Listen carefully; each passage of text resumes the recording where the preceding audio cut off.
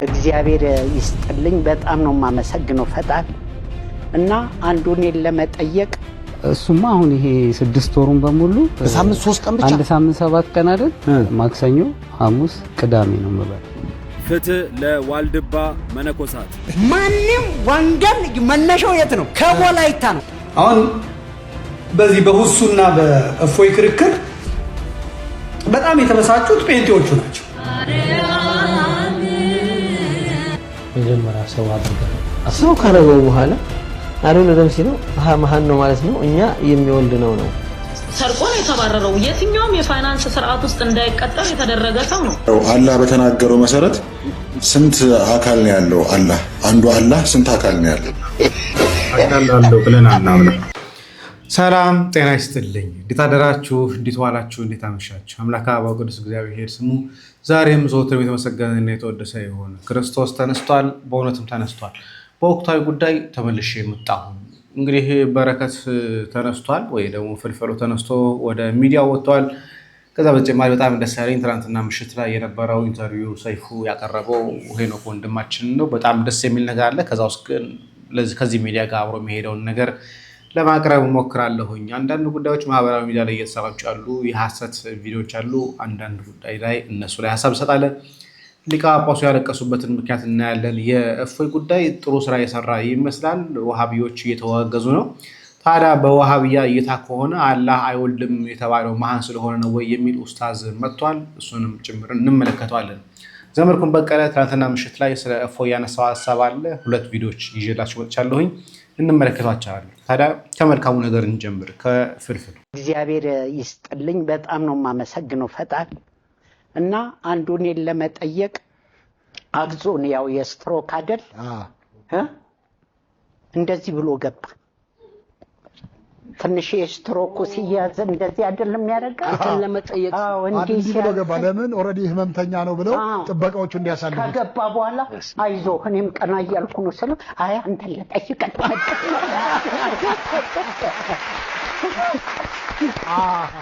ብዙ ሰው ያው ስለማይገባ ስለነበረ ይሄ ሲስተም ነው የተጠቀመው አንደኛው ሱፍ ነው ምንድነው ለብሶ እሱም ማርኩ እንደው ለሚዲያ ምን ከሆነ እኔ እንጃ ገባና ቤት ሲመጣ ባለቤቴ ያው ብዙ ሚዲያ ላይ ሩቅ ነች መሰለኝ እንደኔ ቴሌቪዥኑም እንደሚሰራ እኔ እንጃ እና አንዱ ሱፍ አርጎ መጣ ዘፋኝ ነው ብላ አስገባቸው ከገባ በኋላ እግሬ ላይ ወደቀ ትንሽ በዚህኛው በኩል ያለው ይሸልል የለ እግሬ በሚሰማው በኩል ወደቀ አልኩ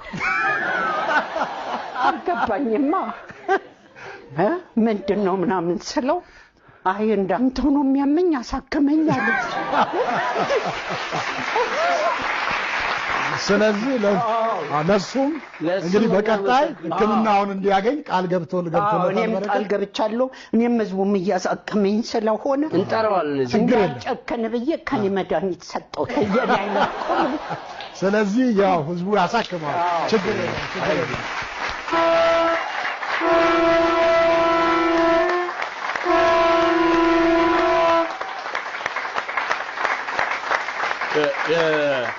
እናትና ልጅ አይለያዩም የቁልፍ መያዣውም ደግሞ እመቤቴ ልጇን አቅፋ ነው በቃ ከእጅ እንዳትለየው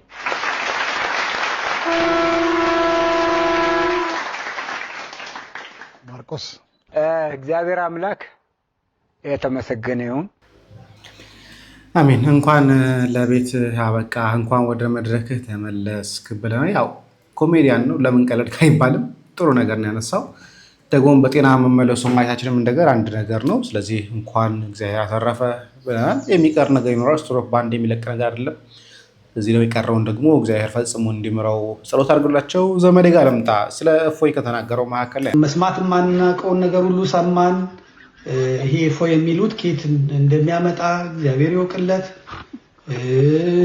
ክርክሮቹን በጣም ከባድ ነበሩ ልጁ ከመጨነቁ የተነሳ እንትኑ ጨርቁን ሁላን የበላው እንደዚህ የቱታውን እንትን ሲበላ ነበር ጭንቅላቱን ነደደበት እዚህ ላይ በእውነት ነደደበት ይሄ ብቻ መንደድ ብቻ አይደለም በጣም ያሳዝን ነበር ተንቆራጠጠ መነጽሩን ገልብጦ ሁሉ አለ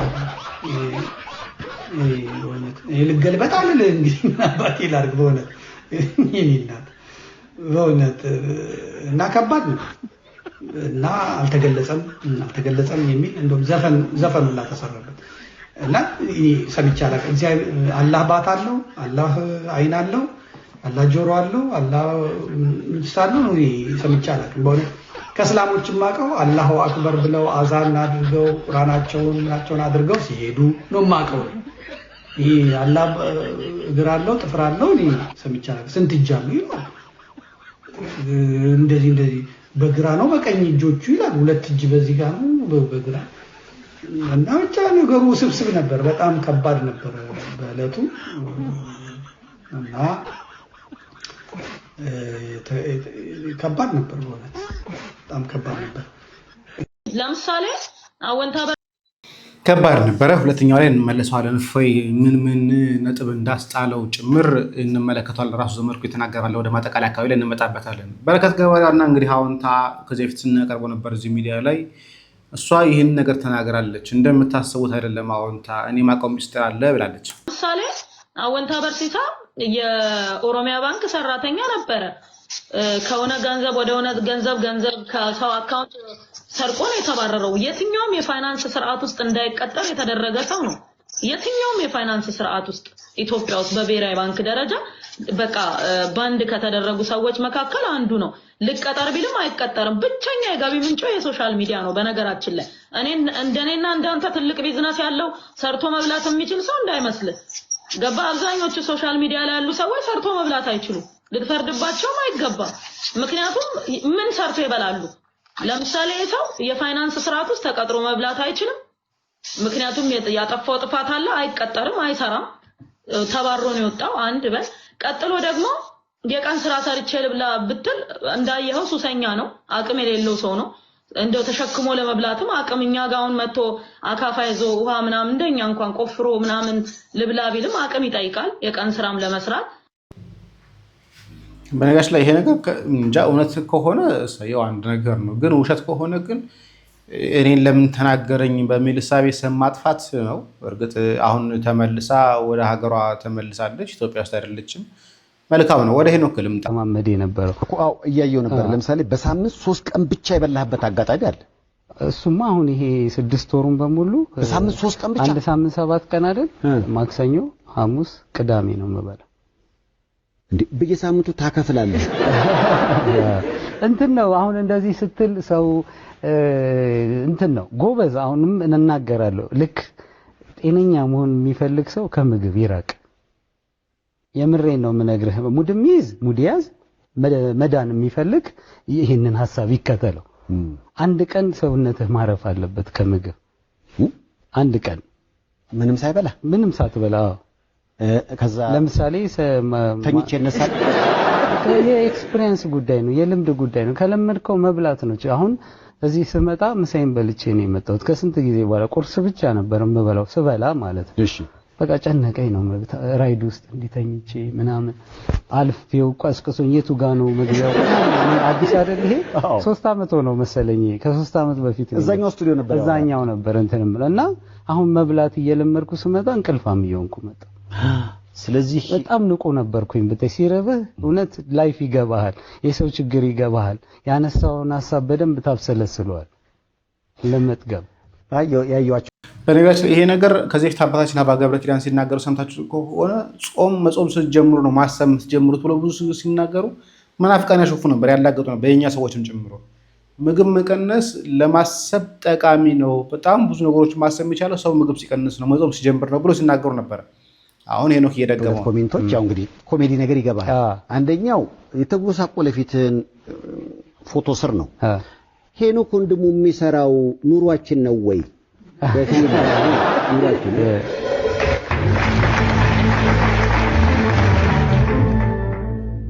ከስቶ መጨረሻ ላይ ተላጭቶ ይሄንን ሰውዬ መምሰል ካስፈለገው ለምን ይሄን ያልከሳ? ቲክቶክ ላይ የምናውቀው ባይስ አይሰራለትም ወይ?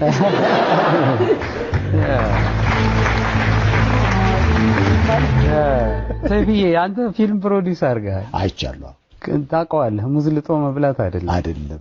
የስንት ሰው ባህሪ እንደምትችል እና ችለህ እንዳለፍክም ታውቀዋለህ። እንደሚሰጡት ኮመንቶች አይደለም ፊልም። ቅድም ያልኩህ ለዛ ነው። ፊልም የሚሰራበት መንገድ ነው ሞር ፊልም እቺ አንድ ተኩሎ አይደለች አሰቃቂ ነገሮች ነው የምታልፈው ታቋለህ ሰው መለማመጡ በራሱ ከባድ ነገር ነው እኛ እንደምንሰጣት ኮሜንት አይደለች ፊልምን የሚያቀው ፊልም ሰሪ ነው በሽተኛን የሚያቀው ዶክተር ነው 7 አመት የለፈው ዶክተር ኩላሊት ለመቅደስ 7 አመት የለፈው ያቀዋል አንተ ታመህ ስትሄድ የሚያከምህን መንገድ ፊልም ሰሪ ነው ፊልምን የሚያቀው እውነት በጣም ከባድ ነው የምሬን ነው ምነግር ዘማን እኔ ግን ፈረጃ ሳይወጣ ገና ባሉት ሽልማቶች ላይ ያመቱ ምርጥ ፊልም በሚለው ዘርፍ እኔ ዝም ብዬ ሳላየው ገና ፈረጃ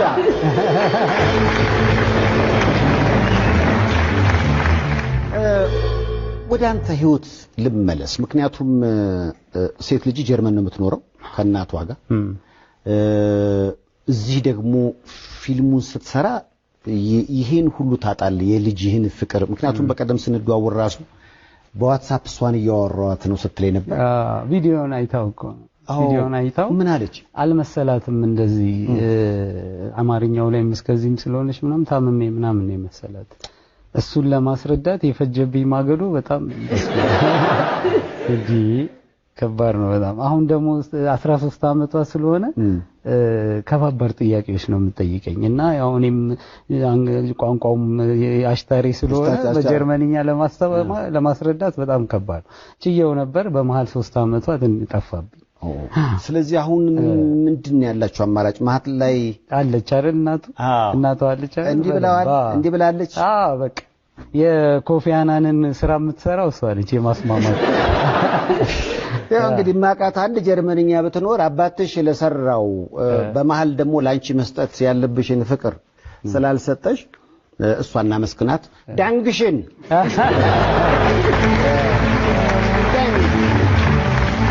ዳንግሽን ምን አየባት ፊልም ተውኔት ላይ ወደ አንተ የመምጣት ነገር አይገርምም ማብሪያት አልኖርኩም አታውቅም ይቆጨኛል እውነት በጣም በቃ ንግስት የሆነች ልጅ ነች ሰባ ምናምን ይገርማል እንዲሁም በሩቆና አይዊሽ ያሳደግኳት አጠገባውኝ አብሪያት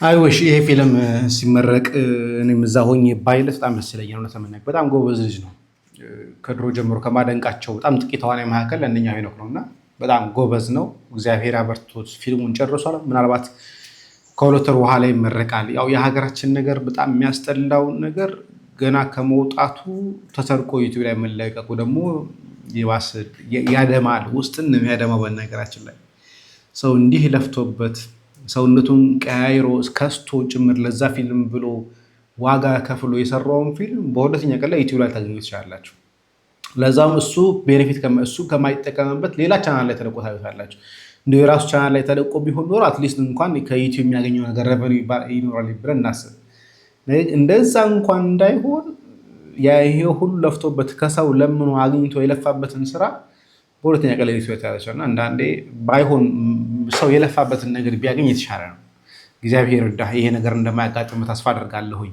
ወደ አንድ መናፍቅ ልምጣ ይሄ መናፍቅ መተዳደሪያው ቤተክርስቲያን በመስደብ በማንቋሽ ነው ታዲያ አሁን መስደቢያ ቢያጣ ፍትህ ለዋልድባ መነኮሳት ወይ በልቼው ሊል እንዴ አይ እና ከዚህ ብሻገር እኔ ኃጢያቴ አብሮኛ አይሄድም እንደ ካባ ወልቆ ነው እዚሁ ላይ እኔ እኮ ማይ ውስጥ 3 ቀን ነው የምቆየው ቢሆንም ቋርፍ የሚባል ምግብ አለ ከዛ ውጭ እህል አይሻገርም እና ይሄን ምን ላድርገው ማይ እዚሁ ቁጭ አድርገው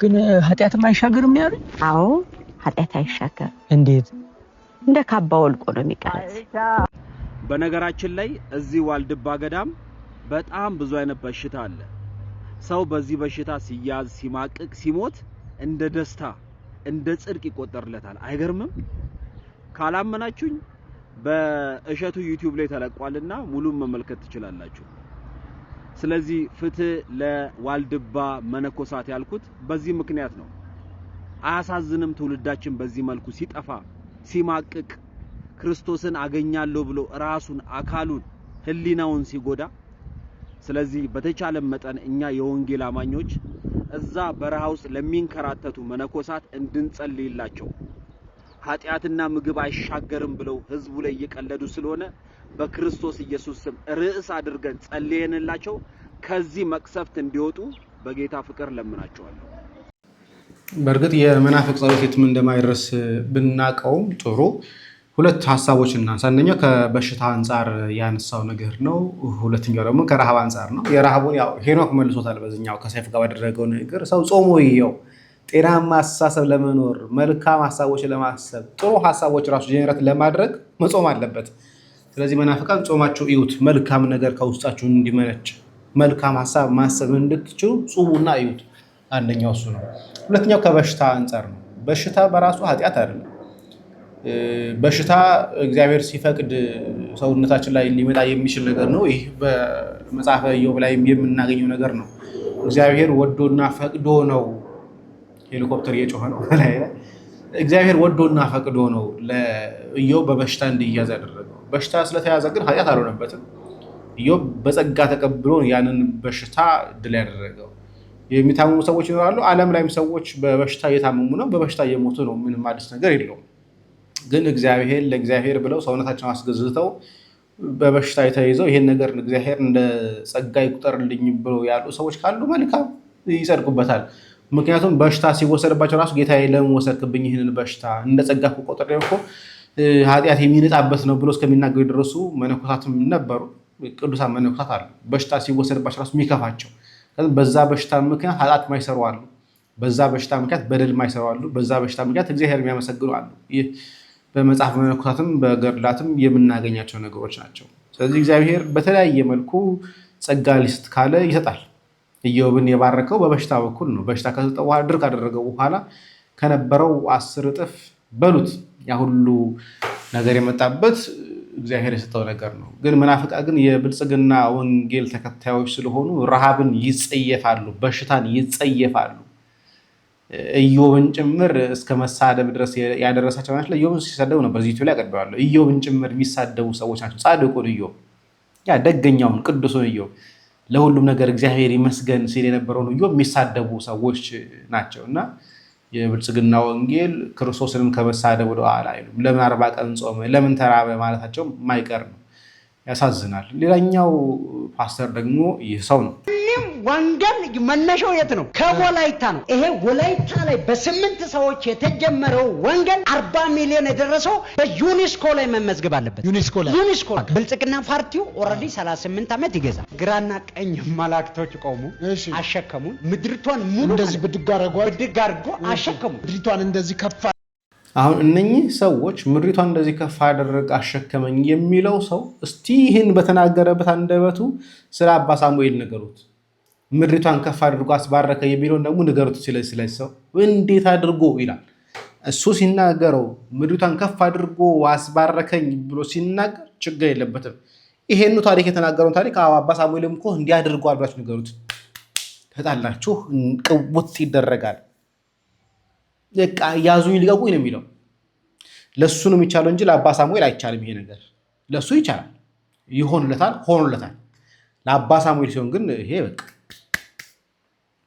ደብልስታን አርገው ሲያሸክሙ አንተ የት ሆነህ ነው? እኔ ከምድርቷ በታች ሆኜ በዚህ ሳይድ አንድ መልአክ በዚህ ሳይድ አንድ መልአክ ሆኖ እንደዚህ ብድጋው አንተ ላይ አሸከም። አልከበደህም? እኔ ተሸከም። እንዴት ይከብዳል? እግዚአብሔር አሸከሙኝ ማለት ነው። ሶዶማውያንን ማስቆመው ሆነ ማጠፈው ነን። እሺ፣ በዚህ ዓለም ከኔ በኋላ ነብይ አይነሳ። እንደዚህ ስም የመጥራት አገልግሎት ምስጢራትን የመግለጥ ነገር አለ። በጣም ለምሳሌ እስኪ ያውልቅ ቅንድብም ጭምር ቆጥረላል። ቅንድብ እንደዚህ የኔን ቅንድብ? አዎ። ስንት ነው የኔን ቅንድብ? ማለት ጌታ ዘገልጠኝ አገልጋይን ነካሰው ራሱ ነው የሚጠፋው። ማለት ልቀቅ ሳንል ራሱ ይለቃል። ልቀቅ ሳንል አሁን ብዙዎቹ አገልጋይ ነቢያት እንዲህ ነው። አንተ ዘይት ቀርቶ ለምን ኩበት አይሸጥም? ነቢያት የአበሻ መድኃኒት እዚህ አዲስ አበባ እኮ ውድ ብር እኮ እየተሸጠ ነው። እሱም ወደ አበሻ አድርጎ የፈውስ አድርጎ ኩበትን ቢሸጡ እኔ ችግር የለብኝ። ጠቅና ፓርቲና ስለ ዶክተር አብይ አህመድ ጸልዬ ተኛው። ቀሰቀሰኝ። እንዲሁ ቀጥ ብለው 70 ተጽፎ አየሁ። ከዛ 70 30% ከ130 እና ከ170 ተጽፎ አየሁና ምንድነው ብዬ ስጸልይ ይሄኛው ሰባው የብልጽግና ፓርቲ ምርጫ ላይ የሚያሸንፈው ነው 30 ደግሞ የተፎካካሪ ነው ማን እንደዚህ ነገረህ ራእይ አዩ ተመልሰተኛ ወይስ እኔ ጋር ደውለ ምታጣው የታምራት አገልግሎት የለም ኮቴ ቁጥርም ጭምር ነው የምጠራው ኮቴ ቁጥር ማለት ጫማ ቁጥር ማለት ኮቴ ጫማ ቁጥር ጫማ ቁጥር ቀንበም ትቆጥራለህ አሁን አንድ ስልክ ብደውል ተነብይለታለህ አሁን በዚህ አንድ ሰው ጋር ደውል በአፍቃል ነው የምትያዘው ተናስተልን አንድ ነብይ ጋር ነው ያለውት ቀረጻ ላይ ነኝ ስቱዲዮ ማንኛውም ሰው ጋር ይደውልልኝ ተነብይለታለሁ በትክክል ብሏል ስለዚህ አሁን አንተ ጋር አያቅም ማንሁን ምንሁን አያቅም ስፒከር ላይ አርጌ ቀጥታ የሚተላለፍ ፕሮግራም ነው ሚሊዮን ብቻ ሰማውና ታረጋግጥልናል አንተ እንዳልነገርከው እኔ በምን ነግረዋለሁ እኔ እንኳን ነገርኩት ሚያው አሁን ስፒከር ላይ አርጋለሁ እኔ ማንሁን እንደሆነ ነግሬያለሁ አይ አልነገርከኝ የኢንተርቪው ሜዳ ላይ አሁን እኔ ካንተ ጋራ የማወራውና ለህዝቡ ማስተላልፈው እንጂ ማስበው ስለዚህ ጉዳይ አይደለም ማስበው አንተ ነህ እንደምታስበው አስበህ ነው እንደምትናገረው ለምንድን ነው እኔ ታዳም አንተ የምጠይቀኝን ጥያቄ ሳላስበው ነው ለሱ የምትነበየው አስበህ ነው እንዴ ዘፈን ላይም ገብቼ ነበር ሞክሬ ነበር ከዚህ በፊት ማገለግለውን መጽሐፍ ቅዱስ ቀምቼ ሽጬ ጠጅ የጠጣው ሰው ነኝ ህዝብ ማላገጫ ያደረጉት ህዝብ ማሾፊያ ያደረጉት ማህበራዊ ሚዲያ ላይ አንድ ፎቶ አይታችኋል አንድ ካህን ወንጌል የምትሰብክ ኮቴንኮት ወንጌል የምትሰብክ ሴትን አሳለሙ ተብሎ እየተሰራጨ ያለው ፎቶ እስቲ ፎቶውን ላሳያችሁ ይህ ፎቶ ነው እየተሰራጨ ያለው እሷ ግን አልተሳለመችም ጭራሽ እንደምታዩት ሲከላከላት እንጂ ስታሳለም አይደለም ምታዩት ከስር ምታዩት ግን መስቀል እንደተሳለመች አድርገው ግን መናፍቃንን ሲያሞጋግሱ የነበሩ ሰዎች ነበሩ በቃ መናፍቃን ሲያሞጋግሷት መስቀል ተሳለመች ይሄኮ የቤተክርስቲያን ክብር አልጠፋላትም ፍቅሩ አልጠፋላትም የሚሉ ሰዎች አሉ ፕሊዝ አንዳንዴ ፎቶ አይቶ ቪዲዮ መገመት ሐሳብ መገመት የሚከብደው ለዚህ ያልሆነ ቦታ ላይ ስክሪንሾት ተደርጎ ይለቀቅና ይሄው እንዲህ ሲያደርግ ነበር ስትሳለም ነበር እያሉ የሐሰት ዲስኩርስ ይሰራናልና በጣም አሳዛኝ ነገር ነው በጣም አስጠሊታ ነገር ነው ጭራሽ መስቀሉ ለመሳለም አይደለም ጭራሽ በጋርድ ነው በሌሎች ሰዎች ነው ካህኑን ዞር ያስባሉት እንጂ የምትሳለመች ነገር የለምና ፕሊዝ ማህበራዊ ሚዲያ ለምትሰሩ ሰዎች መረጃችሁ ትክክለኛ መረጃ ቢሆን እሳየው ደግ ነው ይላቸዋል ሊቀ ጳጳሱ ያለቀሱበት ምክንያት ብያችሁ ነበር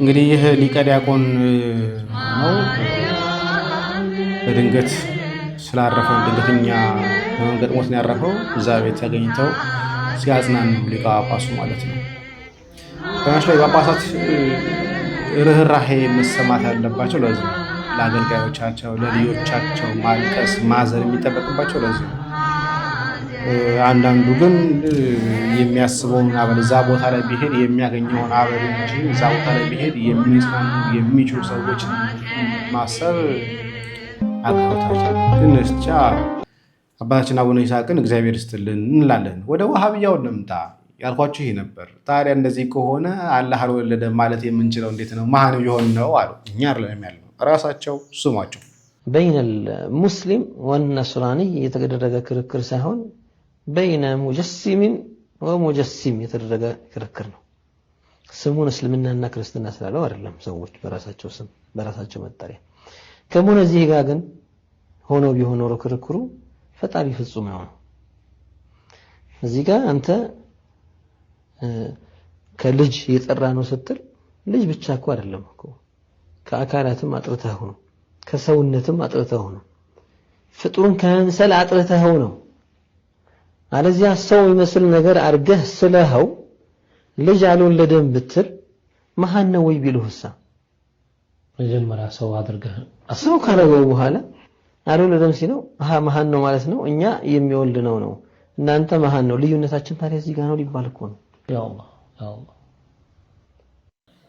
ከዚህ በፊትም ብለናል አላህ ማን ነው ብለናል ምክንያቱም ራሱ በቁርአን ላይ ሲናገር እንደነበረው ልጅ ያልወለደው ሚስት ስለሌለው እንደሆነ ይናገራል ስለዚህ እኛ ጥፋት አይደለም ራሳቸው ኡስታዞቹ ለተናገሩት ነው ታዲያ አንደኛው በጣም ብዙ ሰዎች ገነት እንዲገቡ ፈልጋለሁ እንዲገቡ ከማልፈልጋቸው ሰዎች መካከል ላይ ግን አንደኛው ፎይ ነው ይላል ثم والله ነፍሴ በእጁ በሆነችው የሆነ ጌታ ሂዳያ ማልመኝለት ሰው የለም ቀጥተኛው መንገድ ማልመኝለት ሰው የለም ኢላ እፎይ በጌታ ስም እምላለሁ እኔ ጀሃነም ገብቶ እንዲቀጣ ከምፈልገው ሰው አንዱ እፎይ ብታምኑ ባታምኑ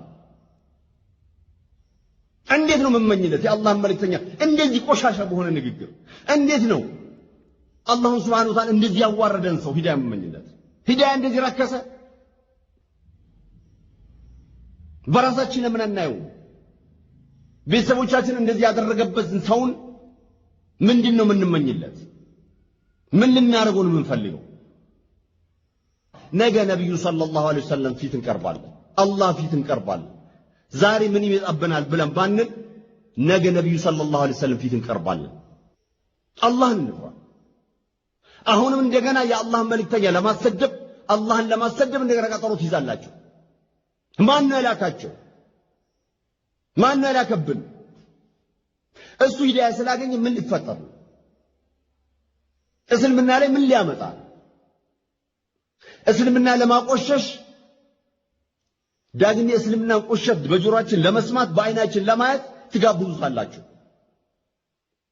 አስችሏችሁ ምትሰሙት ስሙ ጆሮአችሁ ይሄን ያህል ቆሽሿል ማለት ነው ልባችሁ ይሄን ያህል ቆሽሿል ማለት ነው ለአላህና ለመልእክተኛው ሰለላሁ ዐለይሂ ወሰለም ያላችሁ ቦታ ይሄን ያህል ነው ማለት ነው እንደዚህ አይነት ጸያፍ ንግግሩን ለመስማት ይሄ ነው በቃ እባካችሁ አድርሱልኝ እነዛ የአላህ መልእክተኛንና አላህን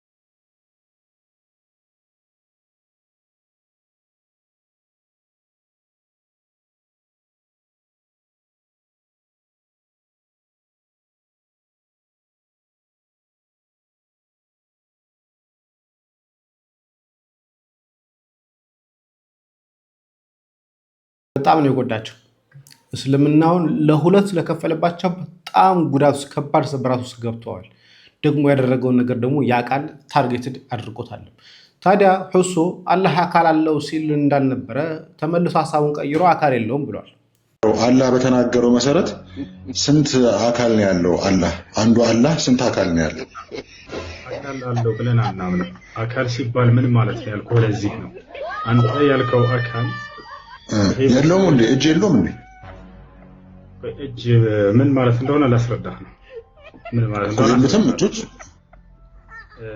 عندي أكل مالت ترجمون أتوقع مارلا بسم الله الرحمن الرحيم الحمد لله رب العالمين والصلاة والسلام على رسول الله وعلى آله وصحبه ومن والاه እንግዲህ ያው ይሄንን ሙጀሲማ ወሃቢያዎች ያስተስተምሩት የነበረው የአስተምሮታችሁ ውጤት ነው እዚህ ላይ ውሸቱን ነው እኛ አላህን ጅስም ብለን አናምንም አለ አላህን አካል ብለን አናምንም አለ ውሸቱን ነው ወሃቢያዎች አትዋሹ አታጭበርብሩ ለምንድነው ካልዋሻችሁ ማይሳካላችሁ አካል አይደለም ብለህ ባታመን ኑሮ በአጠቃላይ ወሃቢያ በአጠቃላይ አላህ አካል ነው ብላችሁ ባታምኑ ኑሮ ጀሃነምን እግሩን አስገብቶ ይሞላዋል ብላችሁ አትሉም ነበር አካል ነው ብላችሁ ስለምታምኑ እኮ ነው በዛ በሱ በአካሉ በእግሩ ጀሃነምን ይሞላል ብላችሁ ያመናችሁት አሁን ስትጠየቅ መፈናፈኛ ስታጣ አይ አካል ብለን አናምንም አለ ቀጠለና ደግሞ አካል ማለት ትርጉሙ ምን መሰለህ አንተ ተጠቀም ብሎ ሊያስተምረው አካል ማለት ምን ማለት ነው አማርኛም ብዙ ትርጉም ይዞ መጣ አካል ነው አካል ብለህ ምን ልትል ነው ከየት ልታመጣ ነው አካል ነው አካል ብለህ የሆነን ትርጉም መስጠት አትችልም ለዛ እኮ ነው እኛ አሁንም ቢሆን ሙጀሲማ ወሃቢያዎች ጠማማዎች ናቸው ራቁ ነብያችን አለይሂ ሰላቱ ወሰለም አስጠንቅቀውናል ምንድነው ያሉትኝ ሙስሊም ላይ ያለ ሐዲሱ ወከذلك ቡኻሪ ላይ ያለ اذا رايت الذين يتبعون ما تشابه من الكتاب والسنه فاولئك هم سمى الله متشابهين ከሐዲስም ከቁርአንም ሲከታተሉ ካያቸው አላሁ ተዓላ የሰየማቸው ሰዎች ናቸው መጨረሻ ምን አሉ فاحذروهم እነዛን ሰዎች ራቋቸው የነሱ ውጤት አካልን ጅስምን እንዲታመልክ ስለሚያደርጉ ማለት ነው አላህ ምን ብሎ ነው የሰየማቸው فاما الذين في قلوبهم زيغ فيتبعون ما تشابه منه وهابيا يتميد كحديثም የሚያነሳው ለአላሁ ተዓላ የሆነን ክፍለ አካላት ለማስበት የሆነን ሙተሻቢህ ቢድጋርጎ አቂዳውን የሚመሰርተው በሙተሻቢህ ነው ሐዲሱን ማንኛውም ሐዲስ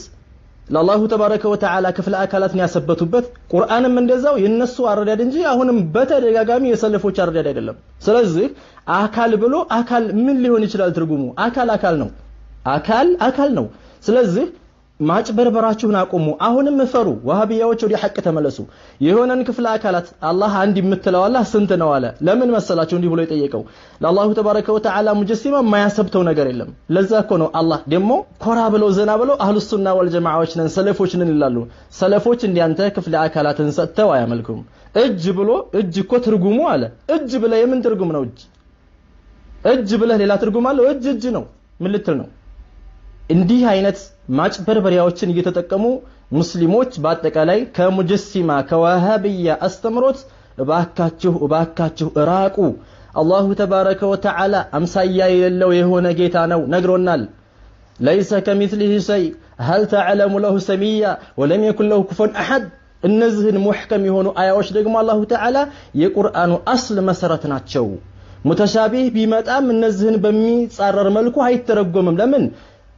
የቁርአኑ አስል መሰረት ስለሆኑ ሙተሻቢህ ይዘው ወሃቢያዎች ጥመት ላይ ነው የሚጥሏችሁ እህት ወንድሞች አሁንም ከነሱ ዒልም ዲንን በመማር ከወሃቢያ ከሙጀሲማ አስተምሮት ራሳችንን ማራቅ ይኖርብናል ለምን ክፍለ አካላት ሰጥተህ አላህ ብለህ ለሰጠኸው ክፍለ አካላት እንዲታመልክ ስለሚያደርጉ አስተምሮታቸው ይሄ ነው ተነቃባቸው አሁን በአደባባይ ተደብቀው ነበር የሚያጭበረብሩት ተነቃባቸው ሙስሊሞች አሁንም ንቁ አላሁ ተባረከ ወተዓላ እነሱንም ቀጥተኛው መንገድ አላህ ይወፍቃቸው እኛንም በዛው ላይ በሐቁ ላይ መጽናትን አላሁ ተዓላ ይወፍቀን ባረከላሁ ፊኩም ሰላም አለይኩም ስለዚህ እንዳሰበው ተሳክቶለታል እንዳሰበውም ከፋፍሏቸዋል ከዚህ በፊት አላህ አካል አለው ብሎ ሲል የነበረው ሁሴን አሁን ላይ አካል ማለት እኮ ብሎ ወደ ዴፊኒሽን ገብቷል ይሄን ነገር ደግሞ ከነኚህ ጋር አልተሳማላቸውም አላህ የተባለው ኡስታዝ ደግሞ መጥቶ ምን አለ አላህም መሐመድም እኮ በህልም ተገልጠውልኛል በህልም ያግረውኛል አለ ይሄን ነገርም ሙስሊሞችን አላስደሰታቸውም ላሳያችሁ አሰላሙ አለይኩም ወራህመቱላህ ይሄንን ቪዲዮ አዳምጠን ሐሳብ እንሰጣለን እኔ አልহামዱሊላህ በዚሁ አጋጣሚ ተናግሬው አላቅም በዚሁ አጋጣሚ እናገራለሁ ነብዩን አለይሂ ሰላቱ ሰላም በህልም አይቻቸዋለሁ አቡበከር ሲዲቅን አሊ ዑመርና ቢላልን አንድ ላይ ሲኻድሟቸውና ነገር በራሳቸው ሁኔታ ሌላው ለኛም ዱዓ ይደረግልን እንድናያቸው ሌላኛው አላህ አናግሮኛል በህልም ከአላህ ጋር አላህ አውርቶኛል ያለኝን ነገር መናገር አልፈልግም አላህ አናግሮኛል እነዚህ ስሜቶች ቀስቅሰው ገፍተውኝ ወደዚህ ያመጡኝ በዛ ምክንያት ነው እነዛ ቀናቶች በህይወቴ ማረሳቸው ቀናቶች ክስተቶች ናቸው የራሴ እንትኔ ላይ ጽፌያቸዋለሁ እንደ ማስታወሻ ቀኑ ሰዓቱ ሳይቀር ማለት ነው እና ይሄንን ነገር ደግሞ ለሌላ ሰው ማጋባት አለብኝ ብዬ የኔ ውድ ወንድሞች እህቶች አላህን በቅርበት አውቀዋለሁ ላለመናገር ወላሂ ሀያ ይዞኝ ነበር ሀያ አሁንም የወጣሁት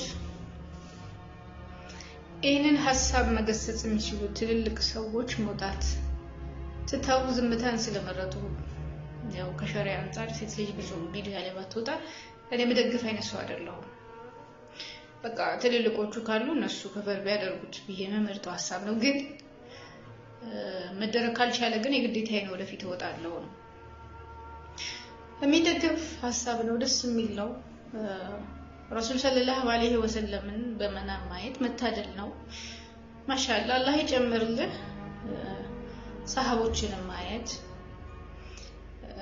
መቼም ረሱል ሰለላሁ ዐለይሂ ወሰለም አይቻለሁ ተብሎ አይዋሽም ከምንም በላይ ከባድ ወንጀል መዋሸት ነው በሳቸው ላይ ቅጥፈትን ማስተላለፍ ነው የሚበረታታ ነው ባትናገረው ኸይር ነበር ግን ካያቸውም ደስ ይላል ማሻአላ አላህ ይጨምርልህ እሱ ላይ እኔ ችግር የለብኝም መግለጽህም የራስ ፍላጎት ስለሆነ ኃላፊነቱን ራስ ትወስዳለህ ነገር ግን አላህ የቆሎ ጓደኛህ ነው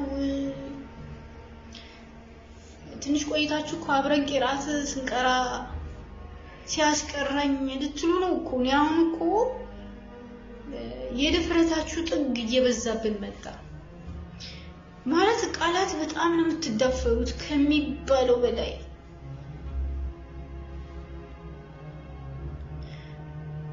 ከምንም በላይ ከመሻይኾች እግር ስር ቁጭ ብላችሁ ቂራት ቀሩ በዛው አደብ ትቀራላችሁ።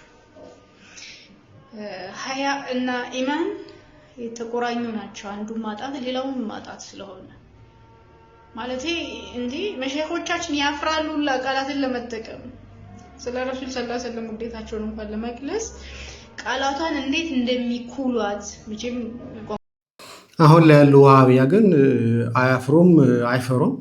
አላህንም አይተውታል። እንግዲህ ባዩት ሰዓት ላይ እንደውም ኮሜንት ላይ ሲጠይቁ የነበረው እና አላህን በህልም ካየኸው ጾታውን ንገረን እስከ ማለት ድረስ ደርሰዋል። ወንድ ነው ወይስ ሴት? ምን ይመስላል? ባት አለው ወይስ የለውም? መቼስ አላህን ካየኸው መሐመድን ካየኸው መቼስ ማየትህ አይቀርም እና በደንብ ንገረን እያሉ እንደውም ጭምር እስከሚያላግጡበት ጭምር ነበር። ይሄ የተናደዱ ሙስሊሞች ናቸው እንደዚህ ያደርጉ የነበሩት። እንዴት እንደዚህ ትላለህ የሚል ነገር ስለሆነ ነው። ወደ ማጠቃለያው ልምጣ። ዘመድክን ከእፎይ ጋር የነበረውን ውይይት ብትንትን አድርገው የተወሰነ መጠን 3 ደቂቃ የምታክል የሚባለው ሰው ደግሞ እግዚአብሔር መቼም ሲጣላ ልምጫ አይቆርጥም ይባላል። አያማካክርም፣ ማንንም አያማክርም፣ ብድግ ነው ያለው። ሐዋርያትንም ሲመርጥ አይታችሁ እንደሆነ የተማሩትን የሰለጠኑትን ምናምን ሳይሆን በቃ መረብ ዘርግተው አሳ የሚያጠምዱትን በትምህርት ምንም ያልገፉትን በመቅደሱ አካባቢ የማያገለግሉትን ቀረጥ የሚቀርጡትን አምኑ ሰብስቦ አምጥቶ ዓለም በክርስትና እንድትከደን ያደረገው እግዚአብሔር ያውቃል። መምረጥ ያለበትን ያውቃል።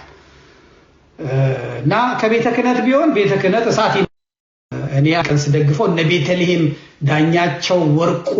ዳኛቸው ዘውዴ